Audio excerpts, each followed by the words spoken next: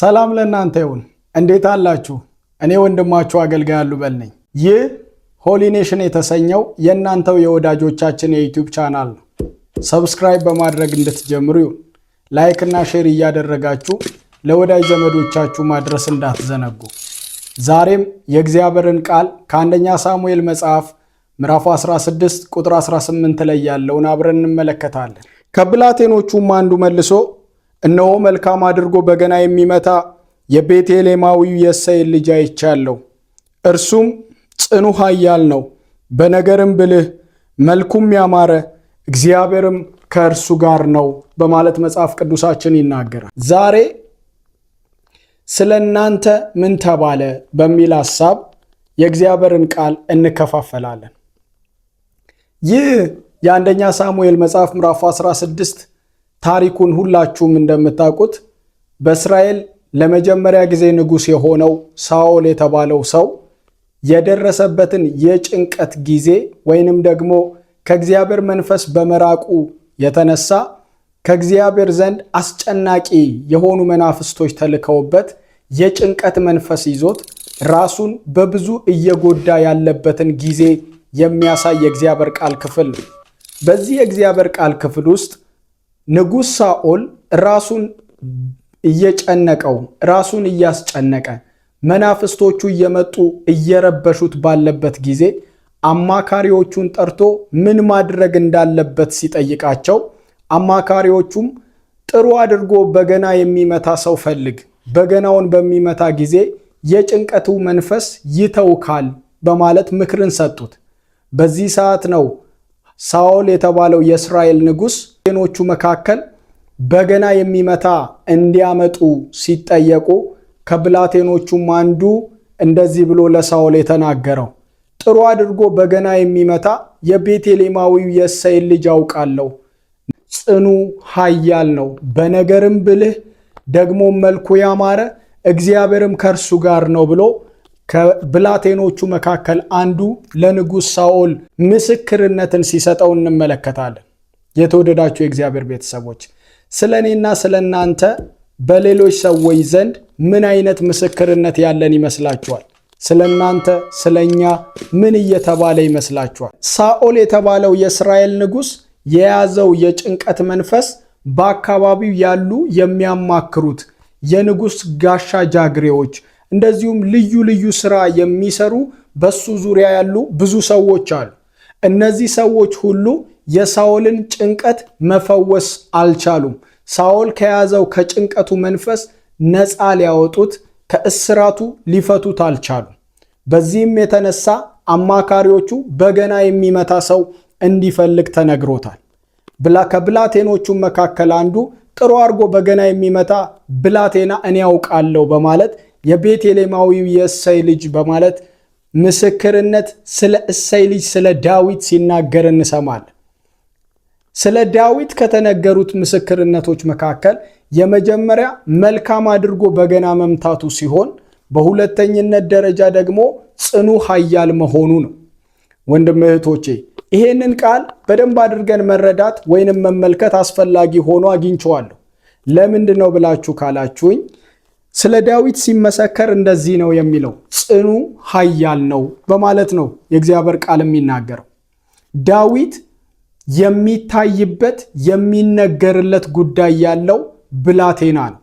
ከአባቱና ከእናቱ ከወንድም ከእህቶቹ ርቆ በምድረ በዳ ወይንም በጫካ ውስጥ ወይንም በዱር ውስጥ በጎችን እያበላ የሚኖር ወጣት ቢሆንም የሚኖር ትንሽ ብላቴና ቢሆንም ነገር ግን የዓለማት ፈጣሪ ከሆነው የሁሉ መጀመሪያና መጨረሻ ከሆነው ከእግዚአብሔር ጋር ያለው ህብረት እርሱ በሌለበት በቤተ መንግስት ስለ እርሱ መልካም ምስክርነት እንዲነገር አስደርጓል።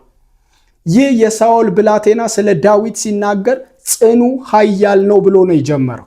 ምን ማለት ነው ብለን ስንል ጀግና ነው፣ ልቡ በጣም ጀግና ነው፣ ማንነቱ በጣም ጀግና ነው፣ በጣም ጽኑ ነው፣ በጣም ኃያል ነው እያለ ነው እየተናገረ ያለው።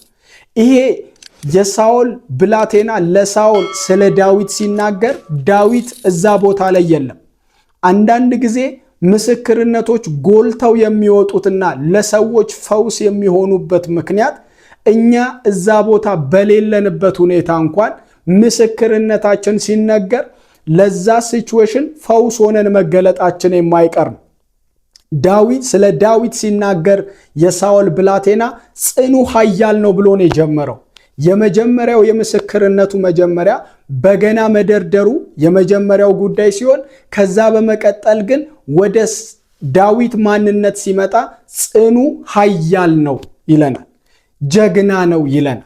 የዳዊት ጀግንነት ሁላችን እንደምናውቀው ድብና አንበሳን እንኳን ታግሎ እስከ መጣል የደረሰ ጀግንነት፣ ከጠቦቶቹ መካከል አንዳቸውም እንዳይጎሉ የሚታገልበት መንፈስ ያለው ጀግና ወጣት ነው። እኔና እናንተ ጋር የሚነገር ስለኛ የሚባል ስለኛ የሚመሰከር ነገር ምን ይኖረናል?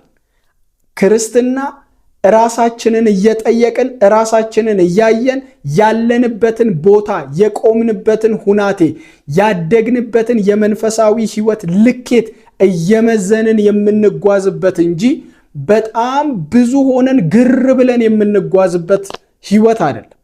ክርስትና በግላችን ከእግዚአብሔር ጋር ያለን ሪሌሽን፣ ክርስትና በግላችን በመንፈሳዊ ሕይወት የምናድግበት መንፈሳዊ የሆነ ሕይወት ነው።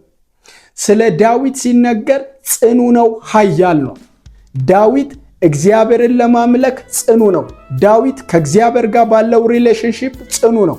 ዳዊት የአባቱን በጎች ሲጠብቅ ከአንበሳና ከድብ የሚታገል የሚያድን መንፈስ ያለው ጽኑ ጀግና ሰው ብላቴና እንደሆነ የሳኦል ብላቴና ለሳኦል ሲነግረው እንመለከታለን። ስለዚህ የመጀመሪያ ስለ ዳዊት የተመሰከረው ምስክርነት ምንድን ነው ስንል ጽናትና ኃያልነት ነው። በነገሮች ዳዊት ጽኑ ነው። ቶሎ ብሎ ለጉዳዮች፣ ቶሎ ብሎ ለሁኔታዎች፣ ቶሎ ብሎ ለመጡበት ነገሮች ወገቡን የሚፈታ አይደለም።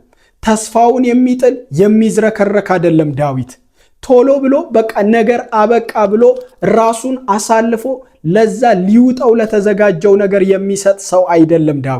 ዳዊት ጽኑ፣ በጣም ጀግና፣ በጣም ኃያል የሆነ ሰው እንደሆነ መጽሐፍ ቅዱሳችን ይነግረናል። ክብር ለኢየሱስ ይሁን። እህቴ፣ እኔ ዛሬ በእግዚአብሔር መንፈስ ይሄንን ቪዲዮ ለምትከታተዩ ልጠይቅሽ፣ ስለ አንቺ ሰዎች ምን እያሉ ነው? ወንድሜ፣ ስለ አንተ ሰዎች ምን እያሉ ነው? በክርስትና ሕይወት ስለምንመላለስ ሁላችን ስለ እኔና ስለ እናንተ ሰዎች ምን እየተናገሩ ነው? ጽኑና ኃያልነታችንን እያወሩ ነው? በእግዚአብሔር መንፈስ ያለንን ጀግንነት፣ በእግዚአብሔር ላይ ያለንን መተማመን፣ እግዚአብሔርን ይዘን መውጣታችንን እየተናገሩ ነው? ወይንስ ደግሞ ቶሎ ለሁኔታ እጅ እንደምንሰጥ፣ እንደምንዝረከረክ፣ ወገባችንን እንደምንፈታ፣ ተስፋ ቆርጠን እንደምንወድቅ እየተናገሩ ነው?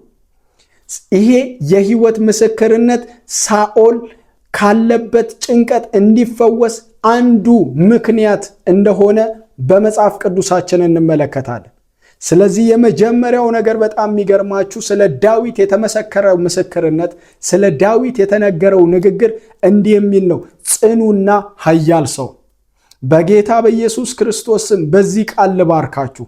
እግዚአብሔር አምላክ በሰዎች ዘንድ ስለ እናንተ የመንፈሳዊ ሕይወት ጀግንነት፣ የምድር ሕይወት ጀግንነት፣ ተስፋችሁን የማትጥሉ በሁኔታዎች ወገባችሁን ፈታችሁ ራሳችሁን ለሞት አሳልፋችሁ የማትሰጡ እንደሆናችሁ፣ ከዛ ይልቅ በጀግንነት የምትታገሉና ነገሩን አሸንፋችሁ የምትገለጡ እንደሆናችሁ በኢየሱስ ስም ይሄ ምስክርነት ለእናንተ ይሁንላችሁ። ሁለተኛ ስለ ዳዊት የተነገረው ነገር እንዲህ የሚል ነው፣ በነገርም ሁሉ ብልህ ነው የሚል ንግግር ነው የሳኦል ብላቴና ለሳኦል ስለ ዳዊት የተናገረው። በነገር ሁሉ ምንድነው? ብልህ ነው። ምን ማለት ነው? አስተዋይ ነው። ዳዊት እያንዳንዱን ነገር የሚያደርገው ከብላቴና የሕይወት የዕድሜ ጊዜው ጀምሮ እያንዳንዱን ነገር በማስተዋል የሚያደርግ ነው። እግሮቹ ወደ አመሩት ቦታ የሚሄድ አይደለም። የሚያገኛቸውን ሁሉ አብሮ ተቀላቅሎ የሚጫወትና የሚስቅ ብላቴና አይደለም። ከዛ ይልቅ የማስተዋል መንፈስ ያለው ብላቴና፣ ከዛ ይልቅ ለነገሮች በጣም ኮንሸስ የሆነ ብላቴና፣ ከዛ ይልቅ የእግዚአብሔርን ድምፅ እየሰማ ከእግዚአብሔር ጋር አብሮ ወክ የሚያደርግ ብላቴና ነው። ይሄ በምድረ በዳ በዱር ያለ የአባቱን በጎች የሚጠብቅ ብላቴና ነገር ግን እንደዚህ የሚል ምስክርነት ሲመሰከርለት እንመለከታለን። በነገርም ብልህ ነው የሚል። ወንድምቶቼ እግዚአብሔር አምላክ በነገር ብልህ ያርጋችሁ። እግዚአብሔር አምላክ የሚያስተውል መንፈስ በላያችሁ ላይ በኃይል ይጨምርላችሁ። አስተዋይ መንፈስ እግዚአብሔር አምላክ ይስጣችሁ። የሚያስተውል ነው ተባል፣ የምታስተውል ነች ተባይ። በጌታ በኢየሱስም በዚህ ባርካችኋል። ዳዊት እያንዳንዱን ነገር በማስተዋል የሚናገር፣ በማስተዋል የሚወጣ፣ በማስተዋል የሚገባ ብላቴና፣ በነገርም ሁሉ ብልህ ነው የሚል ንግግር ስለ ዳዊት ሲነገር እንመለከታለን። ሶስተኛው ደግሞ ስለ ዳዊት የተመሰከረው ምስክርነት ምንድን ነው ብለን መጽሐፍ ቅዱሳችንን ስንመለከት እንዲህ ይለናል፣ እግዚአብሔርም ከእርሱ ጋር ነው የሚል። ይሄ በጣም ምድር ላይ ስትኖሩ ትልቁ በረከት ብዙ ገንዘብ መያዝ አይደለም፣ ብዙ ወዳጆች ማፍራት አይደለም። ኢንፋክት ብዙ ገንዘብ መያዝ ጥሩ ነው፣ ብዙ ወዳጆችን ማፍራት ጥሩ ነው። ነገር ግን ይሄኛው በረከት ከየትኛውም በረከት ጋር አይወዳደርም። እግዚአብሔርም ከእርሱ ጋር ነበር የሚለው የሳኦል ብላቴና ለሳኦል የተናገረው ወይንም የመሰከረው ምስክርነት በእስራኤል ምድር ላይ ትልቅ የሆነ በረከት ነው። ወንድምቶቼ አይደለም በእስራኤል መንደር፣ በዚህ ዘመን እንኳን በምንኖርበት በእኔና በእናንተ ዘመን እንኳን እግዚአብሔር ከእርሷ ጋር ነው፣ እግዚአብሔር ከእርሱ ጋር ነው የሚለው ትልቅ ከምንም ነገር ጋር የማናወዳድረው ምስክርነታችን። እግዚአብሔር አብሮት ያለ ሰው ጨለማ እንኳን ቢሆን በብርሃን ይለወጥለታል። እግዚአብሔር አብሮት ያለ ሰው በሽታ በፈውስ ይገለጥለታል። እግዚአብሔር አብሮት ያለ ሰው ድህነት በባለጠግነት፣ አለማወቅ በማወቅ፣ አለመጠበብ በጥበብ፣ ስብራቱ በጥገና፣ ሞቱ በሕይወት ይቀየርለታል። ለምን ከተባለ አብሮት ያለው አካል ሁሉን መቀየር የሚችል ስለሆነ። ማን ይባላል? እግዚአብሔር ይባላል።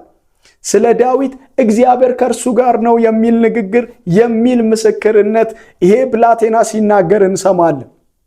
የተወደዳችሁ የእግዚአብሔር ቤተሰቦች እግዚአብሔር ከእርሱ ጋር ነው መባል በምድር የማይገኝ ሀብት ነው። በየትኛውም ነገር የማይገኝ ሀብት ነው። መንፈሳዊ የሆነ ሪሌሽንሺፕ፣ መንፈሳዊ የሆነ ግንኙነት ከእግዚአብሔር ጋር ያለው ሰው፣ እግዚአብሔር በሕይወቱ ላይ የሚገለጥለት ሰው፣ እግዚአብሔር በአገልግሎቱ ላይ፣ እግዚአብሔር በኑሮ ላይ፣ እግዚአብሔር በምልልሱ ላይ የሚገለጥለት ሰው ምድር ሁሉ ካለችው ሰው እጅግ በጣም በኃይለኛው የተባረከ ሰው ነው። ስለ ዳዊት እንዲህ ተባለ፣ እግዚአብሔርም ከእርሱ ጋር አለ ተባለ። ወዲያውኑ ነው ሳኦል ይሄንን ምስክርነት እንደሰማ በቃ ጥሩ፣ ወደ ቤተልሔማዊ ወደ እሴይ መልእክተኞችን ላከ፣ ወደ ዳዊት አባት መልእክተኞችን ላከ። እንዲህ ብሎ አለው፣ ከበጎች ጋር ያለውን ልጅህን ላክልኛል። ከበጎች ጋር ያለውን ልጅህን ላክልኛል። ዳዊትም ወደ ቤተ መንግስት ሄደ። ወደ ሳኦል ወደ ተጠራው ወደ ቤተ መንግስት ሄደ።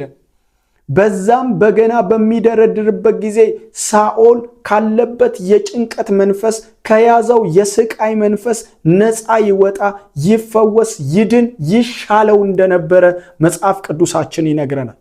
ወንድምቶቼ ዝም ብሎ በገና መደርደር ወይንም ዝም ብሎ በገና የሚደረድር ሰው አይደለም ለሳኦል ፈውስ የሆነው።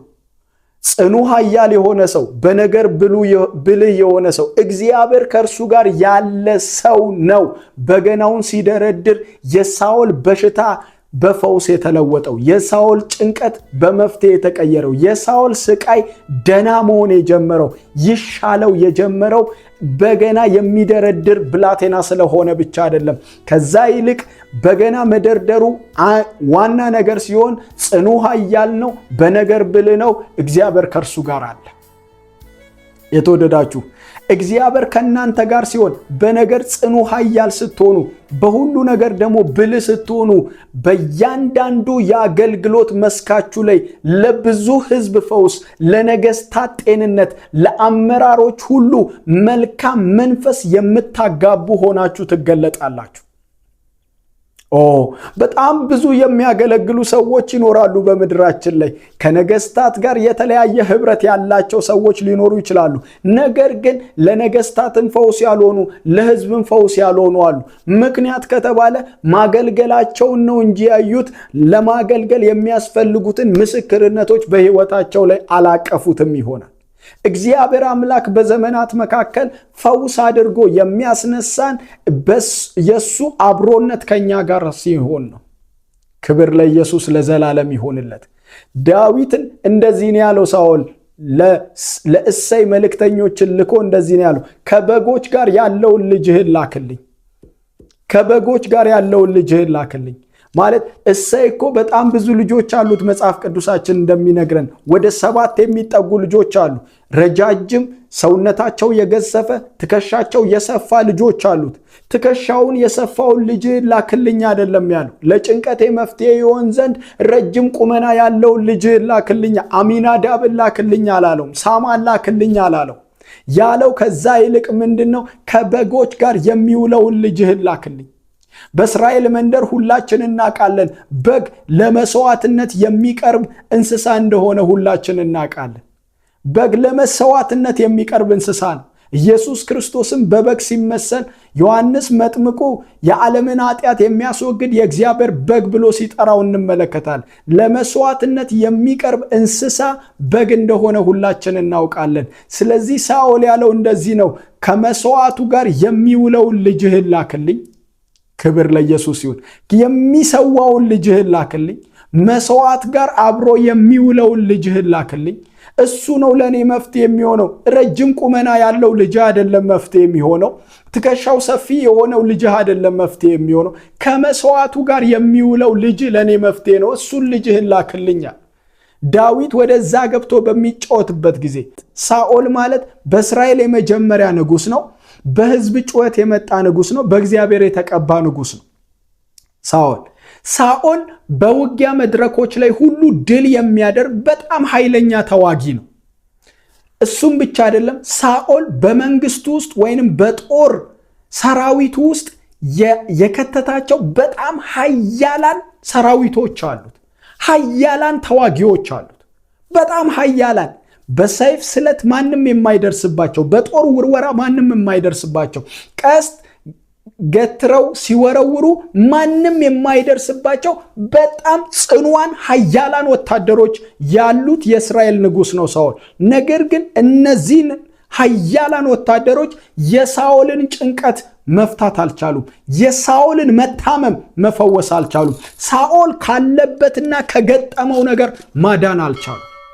መጽሐፍ ቅዱስ ሲነግረን የሚለን እንደዚህ ነው፣ ከበግ ጋር የሚውለው ልጅ፣ ከመስዋዕት ጋር የሚውለው ልጅ፣ ጽኑ ኃያል የሆነ ልጅ፣ በነገር ሁሉ ብልህ የሆነ ልጅ፣ እግዚአብሔር ከእርሱ ጋር ያለ ነገር ግን ብላቴና የሆነ ልጅ።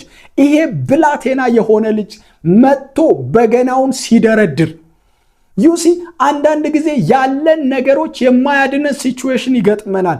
በዛ ሰዓት መንፈሳዊ ዓለም መንፈሳዊ ህይወት ያካበትነው ነገር ብቻ ነው ፈውሳችን የሚሆነው። ኃያላን ሰራዊቶች እያሉት አንዳቸውም ከጭንቀቱ ሊገላግሉት አልቻሉ። በገና የሚደረድር በምድረ በዳ ከአምላኩ ጋር ሪሌሽንሺፕ ያለው እግዚአብሔርን በማምለክ የታወቀ ለእግዚአብሔር በመዘመር የታወቀ አባትና እናቱ ሲረሱት እግዚአብሔር አስታወሰኝ ብሎ የእግዚአብሔርን ማስታወስ ገደል የማይከት እያስታወሰ የሚዘምር ምሕረቱን የሚያቅ ቸርነቱን የሚያቅ ከአንበሳና ከድብ እያዳነው ያኖረው ይሄ ብላቴና ግን መጥቶ በገና ሲደረድር የሳኦል ጤንነቱ መመለስ ጀመረ። ጭንቀቱ ከላዩ ላይ መራገፍ ጀመረ። ዛሬ እግዚአብሔር አምላክ በእኔ አልፎ እየጠየቀን አለ። ስለኔና ስለናንተ ምን እየተባለ ይሆን? ምን አይነት ምስክርነት ስለኔና ስለናንተ እየተነገረ ይሆን? ማንስ ምን እያወራ ነው? ጽናትና ጀግንነታችን እየተወራ ነው? ኃያልነታችን እየተወራ ነው?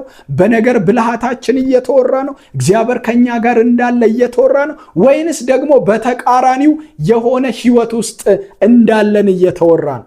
የህይወት ምስክርነታችን ለብዙዎች መፍትሄ አለ። ለብዙዎች መፍትሄ አለ። በህይወታችን በመልካምነት የምንገለጥበት የመንፈሳዊ ዓለም ስርዓት ሲነገር ለታመመው ጤንነትን ይሰጣል፣ ለተጨነቀው መፈወስን ይሰጣል፣ ለታሰረው መፈታትን፣ ለተሰበረው መጠገንን፣ ተስፋ ለጣለው ተስፋውን እንዲያነሳ ምክንያት ይሆናል። ስለኛ ምን እየተባለ ነው? ስለኔና ስለናንተ ምን እየተነገረ ነው? ከእግዚአብሔር ቃል አንድ ስፍራ ልጥቀስላችሁና የዛሬው መልእክቴን ላብቃ። ሉቃስ ወንጌል መጽሐፍ ምዕራፍ 24 ቁጥር 19 ላይ የእግዚአብሔር ቃል ሲናገር እንዲል እርሱም ይህ ምንድን ነው አላቸው። እነርሱም እንዲህ አሉት፣ በእግዚአብሔርና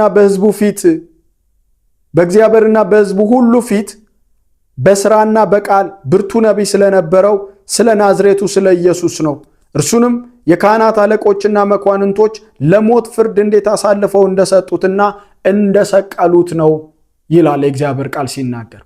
ይሄ የሉቃስ ወንጌል መጽሐፍ ምዕራፍ 24 ከቁጥር 13 ጀምራችሁ ስታነቡት ሁለት ደቀ መዛሙርቶች ኤማውስ ወደሚባለው አካባቢ ሲጓዙ ያለበትንና በመካከላቸው ጌታችንና መድኃኒታችን ኢየሱስ ክርስቶስ አብሯቸው ተገልጦ ሲጓዝ የሚያወሩት ነገር ምን እንደሆነ ሲጠይቃቸው የሚያሳይ የመጽሐፍ ቅዱሳችን ክፍል ነው።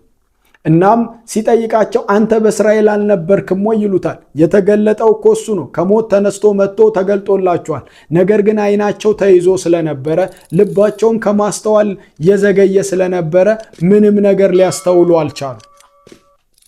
የተወደዳችሁ ምንም ነገር ሊያስተውሉ አልቻሉ። ከዚህም የተነሳ አንተ በእስራኤል አልነበርክምን እያሉ ስለሱ ለራሱ ይነግሩታል። እና ስለ ጌታ ኢየሱስ ክርስቶስ ሲመሰክሩ እንደዚህ ብለው ተናገሩ።